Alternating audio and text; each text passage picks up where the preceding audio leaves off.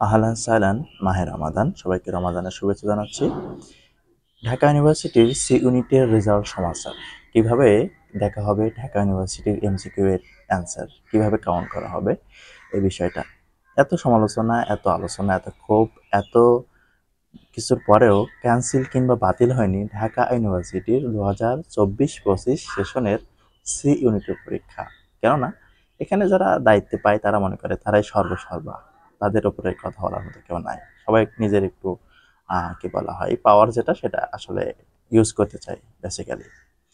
যাই হোক আর কি, এই গত বছর আমরা দেখতেছিলাম সায়েন্সের ক্ষেত্রেও অনেকটা এই ধরনের ভুল না হলেও অনেকটা ভুল ছিল, এমন যে সিরিয়ালটা উলটপালট ছিল, যেমন 54, 57, 56, 53 এভাবে আর কি।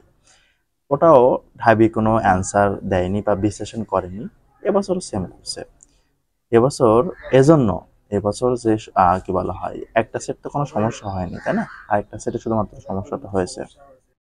যে সেটটিতে সমস্যা হয়নি সেই সেটটি ওকে রেখে, মানে সেই সেটের উত্তর ঠিক রেখে, আবার যে সেটে আমরা দেখতেছি যে একটা প্রশ্ন বা 1 থেকে 4 প্রশ্ন রিপিট হয়েছে, সেই প্রশ্নে দেখা যাবে যে ওই 1 থেকে 4 যে উত্তর, 1 থেকে, অর্থাৎ 1 থেকে 8 মানে ডাবল যেটা হয়েছে, সেটার উত্তর দেখা যায় যে ওইটাকেই সঠিক ধরছে ঢাবি, ধরে তারপরে দেখা যাবে যে তোমার রেজাল্টটা পাবলিশ করে দিবে।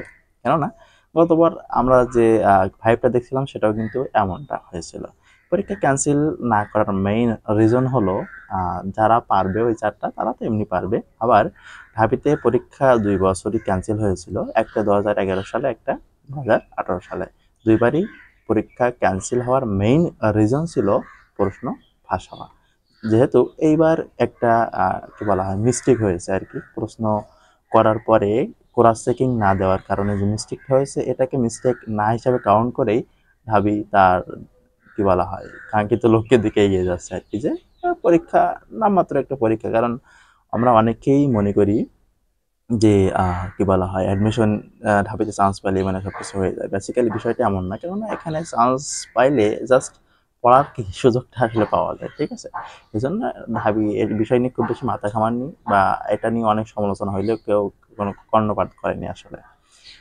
এই জন্য আমরা বলতেছি যে, বা বলতে পারি যে আমাদের ঢাবি যেহেতু গত বছরও এইটা ফেস করছিল আর কি, যে প্রশ্নের ঝামেলাটা, তাহলে 2 সেটেই উক্ত সেটের আলাদা আলাদা সমাধান ধরে, ঠিক আছে, আলাদা আলাদা সমাধান ধরে তারপরে তোমার কি ওই রেজাল্টটা কাউন্ট করা হতে পারে, ঠিক আছে? এটা হলো সব থেকে পসিবিলিটি ইয়ে হতে পারে আর কি, নিয়ম হতে পারে। কেননা আমরা গতবারও যে সায়েন্সের বিষয়টা দেখছিলাম, এটা ঠিক আছে।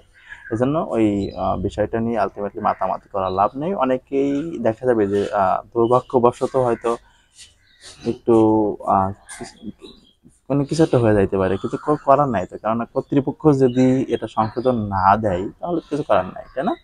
এজন্য তাইলে তোমরা দেখো যে তোমাদের নিজের সেটে কতটুকু আসলে কারেকশন তোমরা করতে পারছিলা, ঠিক আছে? তাহলে তোমরা যদি ওইটাই তোমাদের জায়গায় ঠিক থাকো, তাহলে প্যারা নেওয়ার দরকার নেই। তোমাদের জায়গায় ঠিক থাকলেই আশা করি ওকে হয়ে যাবে। তোমাদের যারা চান্স পাওয়ার তারা এমনি পাবো আর কি, ঠিক আছে?